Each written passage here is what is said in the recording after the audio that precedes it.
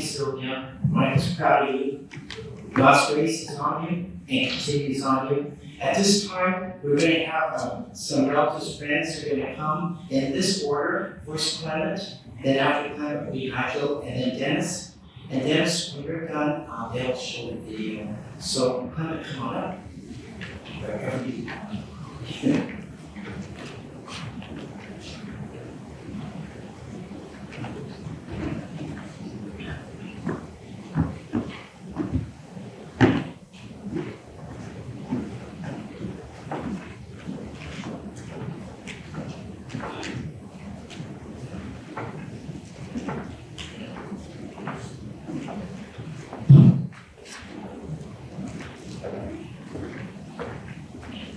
Christ is made a sure foundation.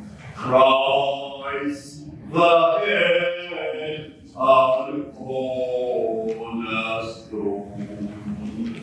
Chosen as the Lord and the precious binding all the church as one. Holy Zion's head forever, and the confidence alone. Lord and honor to the Father, Lord and honor to the Son, Lord and honor to the Spirit, ever be and ever one in might and one in glory, while unending ages roll. My name is Dr. Thomas, and I am one of the great friends of Apostle Nicola Makoli, and I say he was my best friend. We met for the first time at 8:45 a.m. on Tuesday, the 10th of September, 1963, when 105 boys entered the Silent Grammar School.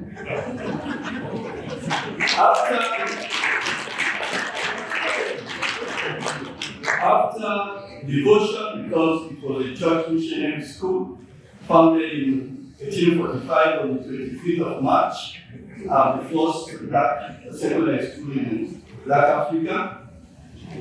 The principal then dispatched the returning students to their various classes. Then he turned his attention, he was an Englishman from Bibo, to the incoming boys. And he held the paper like this, and he began to read, I quote, "The following boys should go to 1C.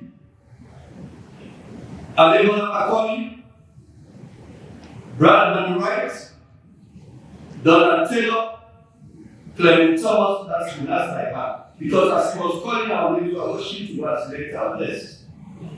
So in other words, out of the 105 students that year, Ademola came first from Mayweather School. His friend, Bradman Wright, late, they all late. From Mayweather School, Donald Taylor from Wilberforce School, late. And I from Cathedral School 4. And up to now, I don't know okay.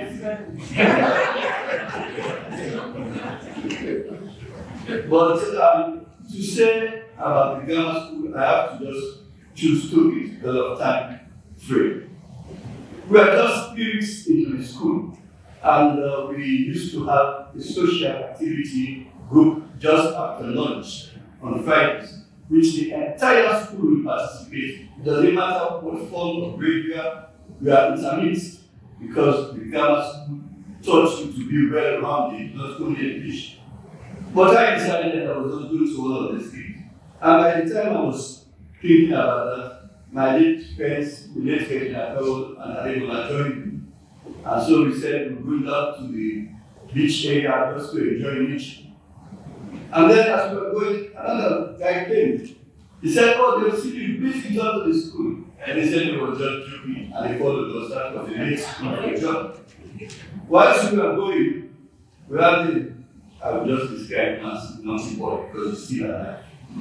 He shouted to the teacher in the class, "Please, man," he was so broad, "look at those boys going to swim." And swimming was banned because the first year that we went to that new school, somebody drowned. So that was the big trouble that guy gave us. So they called us up, and while we were waiting for the vice principal and the principal, the teacher called the senior teacher and gave us 6 clothes each. And she was not satisfied, they called another teacher, and they gave us 4 clothes each. While we were waiting, the vice principal was coming, and he just tell him, Johnson. He didn't give me password, so he asked me what I was doing there, and I explained to him, and he gave me 6 more. So the other boys, they had 10, I had 11 and 4. And nothing is in the principal yet. But when the principal came, he just said, "On Monday, you have to come with the parents." So that's the end of that story. We all came with our parents, giving us at the same time, everything was finalized. The next thing I want to mention at the grammar school, Ademola and I, just imagine, for just 3 weeks, we came from different school. We are already bonded for some reason. Here at 9:30 a.m. on Thursday, because we finished August 1988, started at JFK, and soon connected. That began the real friendship between Ademola and I, from ordinary friends to very good friends to extremely good friends to the best of friends, prayer partner, confident, everything can be about us. When we started going, we usually fast Mondays to Thursdays, 6 a.m. to 6 p.m. Guidance, and then we pray, we discuss.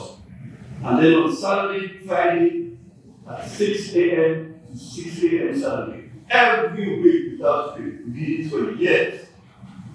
And our friendship group, the partnership group, the prayer life group, it was very thirsty and hungry for the word of God. And so was I. So that made us one in that sense. And Ademola and I, we had very many things in common. Spiritually.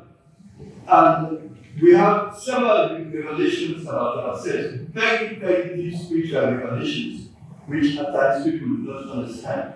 I will give you 2, one by him and one by myself, in the chronological order. In 2011, on the 3rd of September, I was celebrating my 60th party. By the way, 2 by 2. So we are 2 by 2, we're going to do this thing. People started laughing, they did not understand the scriptures, that he was speaking trash. And then, following that, I had another issue. I was up the tree. He came to my house with fruits on the river. He didn't see me because I was up the tree. So I called him. I said, "Ademola, up here, I'm coming down." So he said, "This is the fruits I'm going to deliver. I'm going to deliver it to you first, and then 2 other people." And I said, no, don't deliver to me. I've already filled 2 sacks of fruits, and I'm finishing my thought. I too will go to get my own people and distribute. So we did not know who the 3rd person was and who the 4th person was. But later we realized that it was Evangelist Emmanuel Kuka who joined us and we became bishop. Apart from the spiritual aspect, Ademola loved people. He would take care of other people's affairs like it is his own. I could recall from 2004 to 2008 when my son was in Morehouse in Atlanta, just 15 minutes drive from Ademola's house. Even though he had full scholarship, even though he had his car, Ademola insisted that he should be coming home whenever he's bored to go and eat African food. And they made him comfortable down because every February he used to go to Atlanta when they had family business in Atlanta. They had a small house. And Pedro was there with them, always interested in his affairs. We checked with the professors about Pedro. One time there was a small problem. Ademola went, called, they arranged 5 of us. I was in the telephone conversation. The dean, the doctor, and the counselor. Ademola was there with him. I was on telephone. And we discussed his affair. That was his mind. He always called my children his children. When he's always doing the praise for, that's our children, Pedro and Zara. Ademola and I continued, and we speak with each other without exaggeration about 7 times a day, every single day I'm talking about. And all those 7 times we only discuss the Bible. He likes to discuss the Bible, and he likes to go in depth. So, because he knows most of the places I could just read, so if we find the passage to be reading, I tell him it is twice, God gives me very intensive reading. So we discuss, we always discuss. And when Mabel joined us on Tuesday after we go for fasting, because for the prayer line, in fact that prayer line was formed by God himself, ordained by God himself. The 3 of us, Ademola, so if you coordinate out his faith, by the Kuka and I formed that prayer line on the 27th of June 2014. And I say not a single Friday has passed without that prayer line was up. And not a single Friday that's never had 2 of us there. And up to today, over 8 weeks now without Ademola, the 2 of us are only found to that prayer line. When the time was coming up, of course, most people didn't know. Myself and my friend, because we pray together, we knew I've been for years. Everything in detail, what was doing, and he told us not to tell anyone, so we did not. But on the 29th of November last year, he called me. He was very, very, very, very much concerned how things were going. So I said, call Mabel and we'll go on the prayer line. So we called Mabel, so the 3 of us went on the prayer line, and we prayed, and encouraged him. We continued to pray, because as time was going, we had that prayer line as it's going down and down and down. Until big man, short and loved it and showed it. The dead man summons us here today to say goodbye to our beloved Father and for his spouse.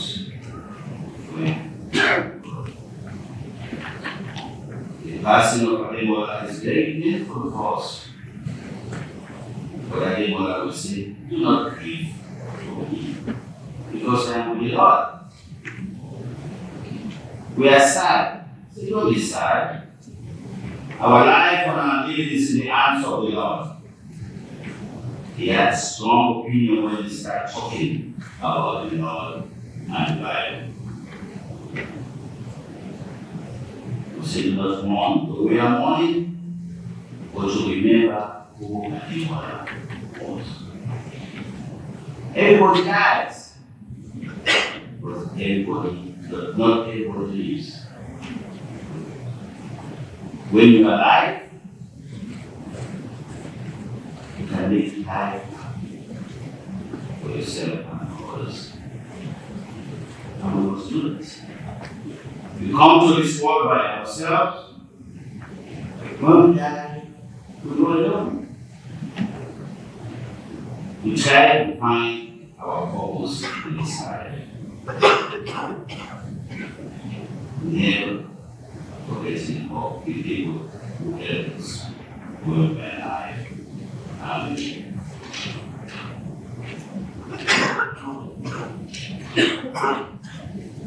Life involves suffering. None of us can choose the age or the time of our death. This is a world in which each of us knows the limitations, the evils of superficiality and eternal fatigue. Most of the richness of the human experience come as a result of what is handed down from one life to the next. Not tangible thing made of mortar and stone, but the memories of what we do, or what we say, or how we feel. For us, we live in the question of how do we deal with life and those we encounter in our day to day. Are we making a difference for others? Do we matter? I think others matter. He taught each of us in different ways. Let me share with you a memory that I enjoy recalling about Ademola. During our 15 years,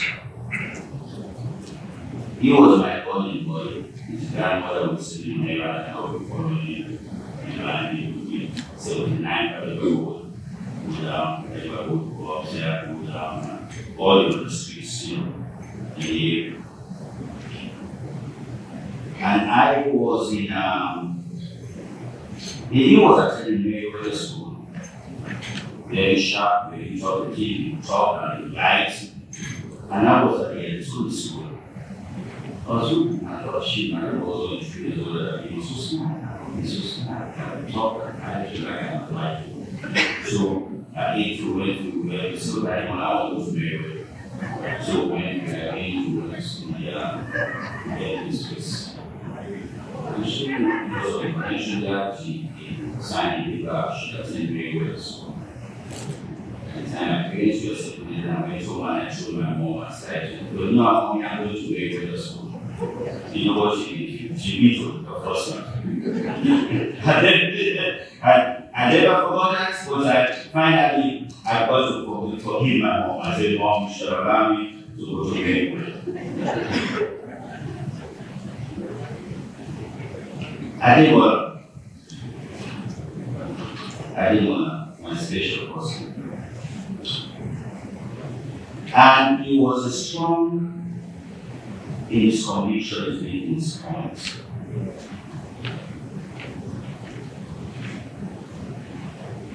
When his cousin, another story, joke story, his cousin came from England and he came to walk around. These are 18 years. And I didn't want to say, well, you know, I'm going to introduce you to my cousin to be your girlfriend. So I said, sure, you know. So I didn't want to be fixing and be my girlfriend. So at the time, I was at Tony School, I didn't know what was at grammar school. So I don't know if they told her that she assumed that I was also at grammar school. So, you know, the grammar school boys, that's, you know, I have my they went and told, Gloria, no, you know that grammar school, you want to go to primary school.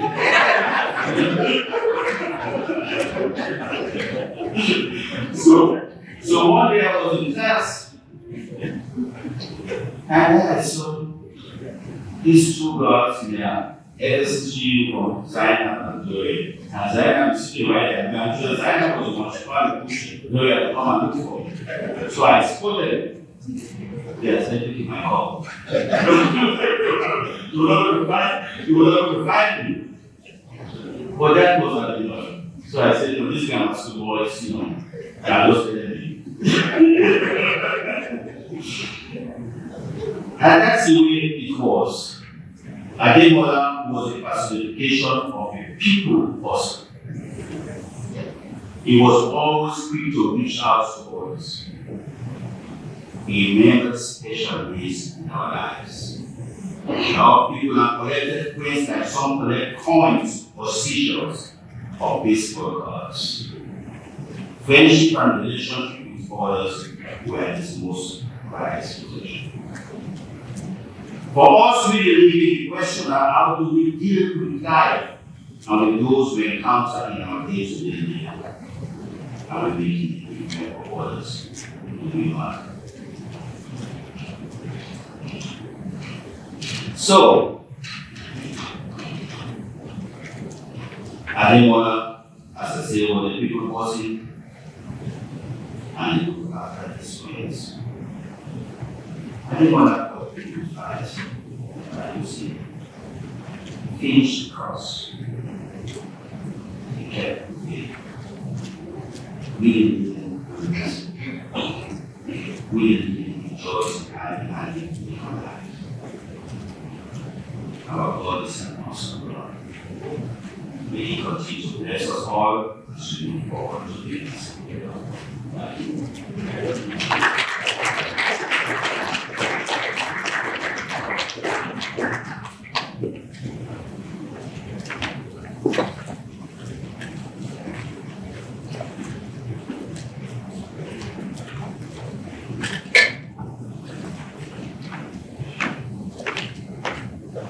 Good morning, church.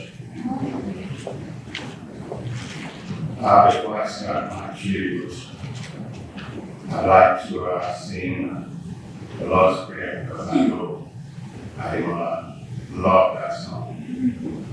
Please forgive me, I don't have the best voice, but I'll do it right. I embarrass myself.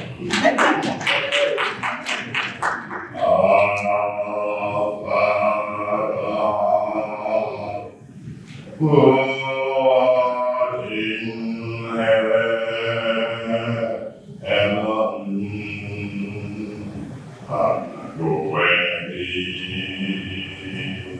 thy name. Thy kingdom come, and thy will be done on earth as it is in heaven.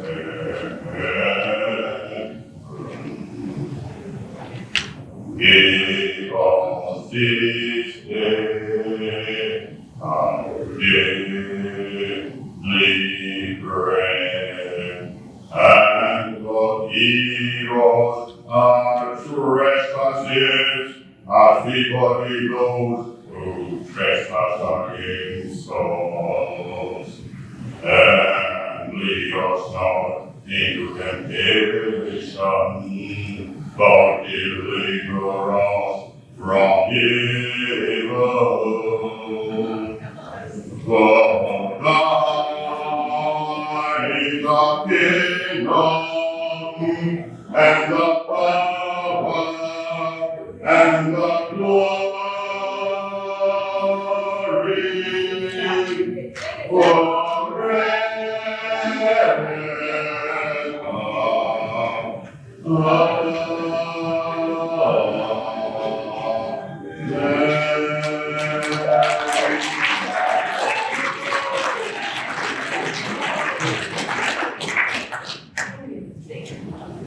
Ademola was a special person, very good friend.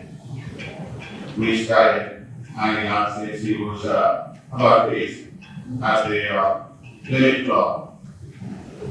And we used to go out there, and of course, Ademola at that time was a shy kid. Ademola being related. However, we hung out, we used to go, like on Monday afternoon, we go to I believe it was Victoria Park, where we had 3 rides. I didn't know would be out there talking about, I'm going to do it. And he could not do anything. The only rides he was doing were the skate and the seesaw. He would not do the merry-go-round. He would not do the swings that were going on because it was just it. So I said, wait a minute, you talk more than anybody else there. How good and how you will always be challenging. Well, that's how you are. Oh, before let me digress. Last night, Reverend Ferguson and myself were accused of bringing Ademola to LA and stealing him from Atlanta. And Reverend Ferguson was very quick to go out there and say, I had nothing to do with it. Well, I really have something to do with it. Because Ademola and I were being close. I mean, I had brought him here before. I can't tell you the date and the hour. But it was sometime in the, I believe it was in the 80s. Ademola was here. And somehow, he left him into Atlanta. But I knew it was by the time we would be talking. And by divine intervention, we had a prayer line, and still there was that singing in our heart. And I called my wife and said, who's that angelic voice? And my wife said, talk to Roger. So that was the beginning of things. And because I feel they were praying together. So right there, I knew these 2 people were destined to be together because Sylvia loved the Lord. And Ademola is dedicated to God. So to me, I had to do nothing. I was just a conduit. I had nothing to do with it, just a conduit. Because like Sylvia said, it was ordained. And if it was ordained, why the Sylvia doesn't come down his hand and bless him? Actually, I was this message, and I proudly accept it. And I'm happy to see I've lost my smile. I was the best man I was. I was like, yeah. I was the best man I was. I was there. Because I didn't want to miss that moment. And I'm happy. I'm happy they got together. Now, like, yeah, so, Madam, yes, it was me. Guilty as charged. Now, let's talk about Ademola. That man was a salesman. As a matter of fact, I thought he missed his calling. This man can sell snow to the Eskimos. He was so good at talking about things that he did or what he's going to do. I remember I went to Methodist Boys High School. We were 6 from there. This man talked about how good he was at high hurdles, and he told everyone that man was a drum champion. When he was a junior, he did high hurdles and he finished at 6 something. But he convinced everybody that, man, I'm the best. They didn't even do a tryout. They wouldn't have to do the hurdles against the likes of Ademola, who was almost a champion. And Ademola was scared of him. And when they went there on your map, by the time they said, I'm not taking off, he said, he'd be gone. They called him that. Now the race itself started. The high hurdles and the junior hurdles 2 different lines. I think what I was used to that. Senior hurdles is like a high jump. And this thing is almost 4 feet.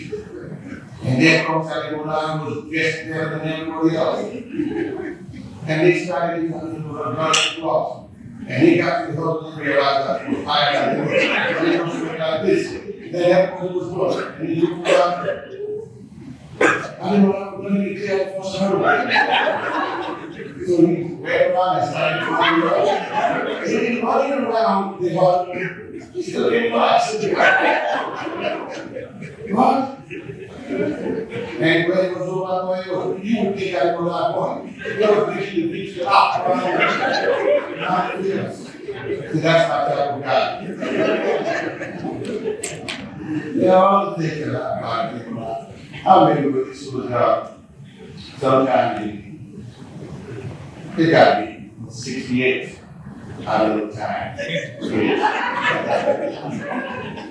And we got gone to a field parade, and we had a parade usually across the skies. If you're there, talking about him. So he took us and introduced us to weed. I didn't know that I had the reason to smoke weed because it was as high. So that was the excuse. This is good for us. So he had, quite a couple, and he came right there to his place, to him up, and he said, "That's me." He said, "That's me. I didn't have any problem." And I said, "Look, you guys don't look at me like that. I'm adolescent and I was 18 years old, so they thought he was being emancipated. He left me and brother, so that's how he got the name. He said that. Because he said that all the time. And we thought that there was a people who don't know what he said that. But he was a good soul, and he never misbehaved. And another thing I know about always say, he has never lost a fight.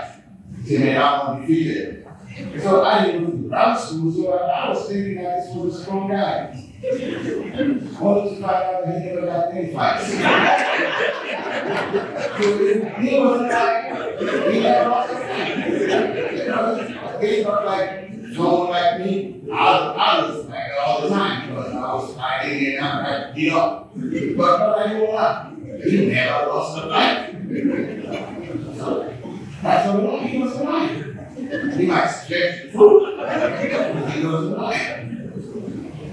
I love this man. There are plenty of other things that he was, of course, a love boy. He had all the girls. He said, so he lost the universe. He would play with girls and then that one is mine. That one is mine. I said, what? I don't see that. No, they don't know. I don't read that.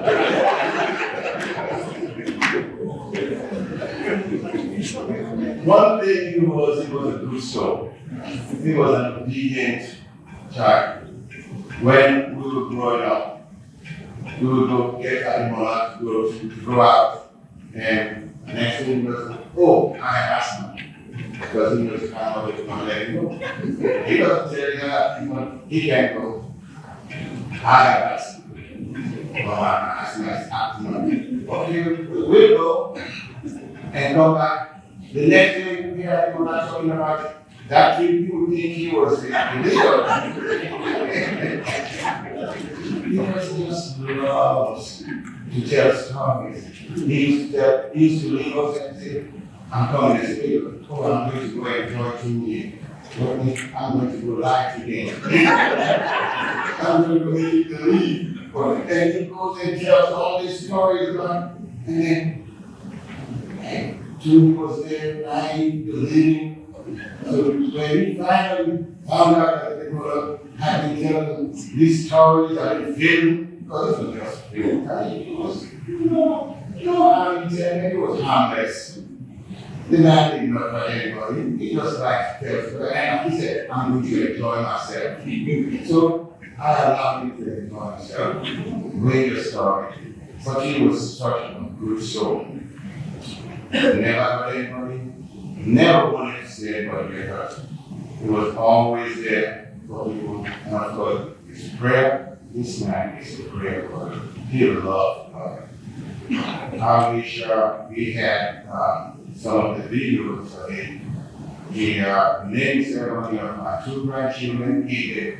This man was roaring like a lion. When he had that video like this, Yahweh! I mean, you can hear, you can feel the act moving.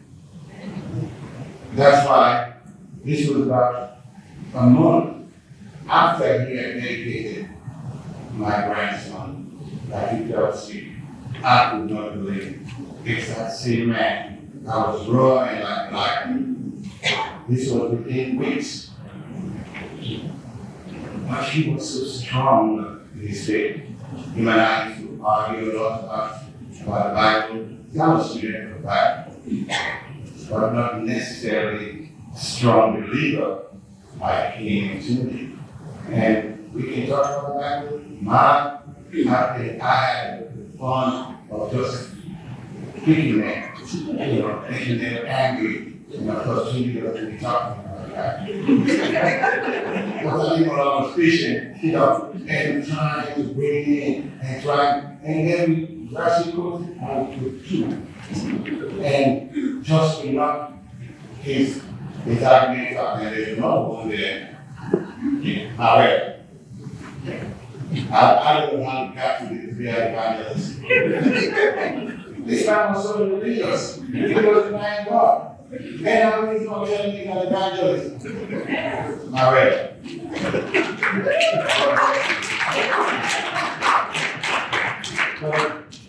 we love each other. And I know this man is resting in peace. I know he's in heaven. I know he's there now, but he's going there. He's there now. I'll be there, but I'm going to be somewhere. But please for me to get there. And I love him. We love him. May his soul rest in peace.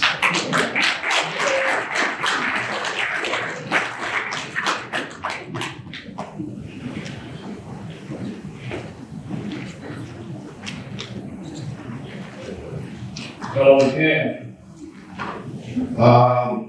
Pastor Tom, on behalf of my siblings, Galisa, David, Victoria, Micheline, Clayton, and Michael's adopted son, Madam, and T. members, we want to say a heartfelt gratitude for the hospitality Cottonwood will have shown us and the family.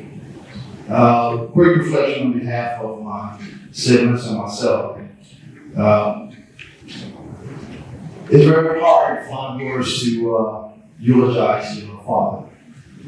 And even though I've done this many times for all the families, the last 3 weeks I've stared at a blank piece of paper to get my thoughts down.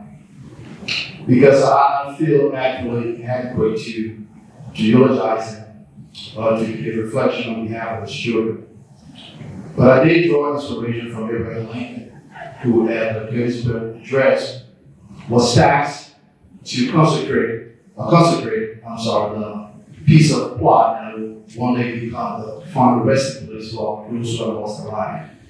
And Abraham Lincoln in that address said these, and I quote, "But in a larger sense, we cannot dedicate, we cannot consecrate, we cannot hallow this freedom. The brave men living and dead who struggle, yet have consecrated it far above our full power to add or detract." And in a similar sense, as I say, I find my words to be adequate to eulogize Dad. Another thing I can say can add, another thing I say to distract or subtract from who he was. In effect, I believe his life and how he lived his life will be his final eulogy. But I think as a son and as children, we don't see this and that, more love, more love. We don't see a young man from grammar school or a young man who grew up in England who went to Liberia. We see that. And for us, I think how we remember his life is to take measure of who he was. And the best way sure we can measure the Father, I believe, is to reflect on what he taught us. Dad taught us the meaning of friendship. Dad never met a stranger. He was a friend to all. And I learned that through his friends, though I'm sure that both his friends were many, his friendship was deep and lasting. We didn't know most of his life, what happened, so we don't. But we do feel like we're connected because we know of his beloved grammar school. We know of Larry, we know of Nigel, we know of Bill, we know of Tony, we know of Andrew Sutton. That was the meaning of ambition and achievement. He strived to be the best and instill in us that discipline. I remember when I was in grade school that anything less than 100% mark was not good enough for him. He always insisted that I had to finish first in my class.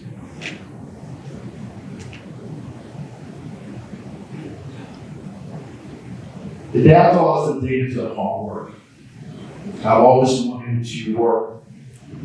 He was a provider. He shared with me a story about when he was on a job in Atlanta that he went and did some work as a laborer in construction.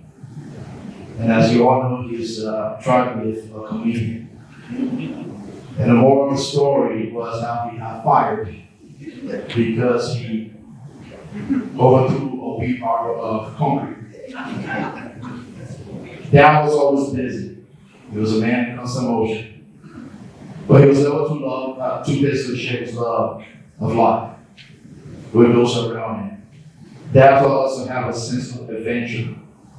He always saw life as bright and hopeful. He was truly an optimistic man.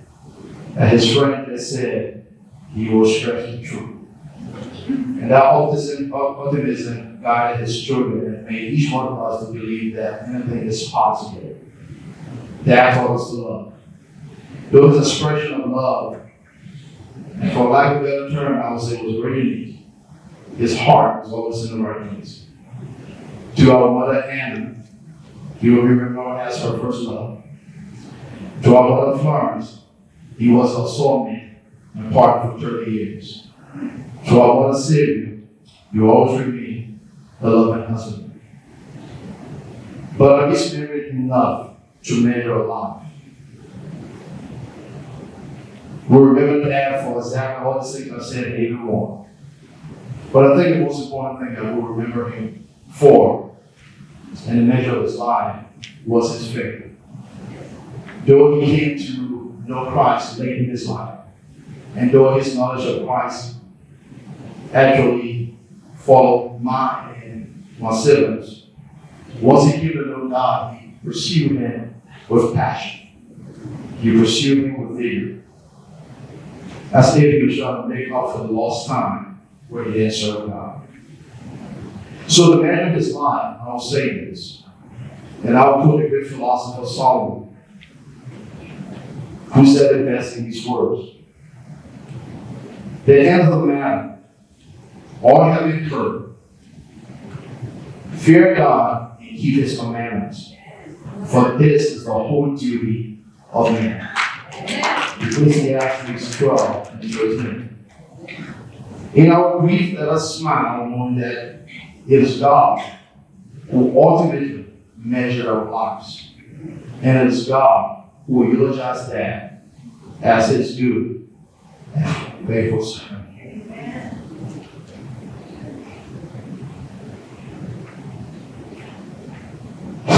Yeah, we're going to miss you. So through our tears, let us see the blessing of knowing him and love you as a son, a husband, a father, grandfather, and a servant. Thank you.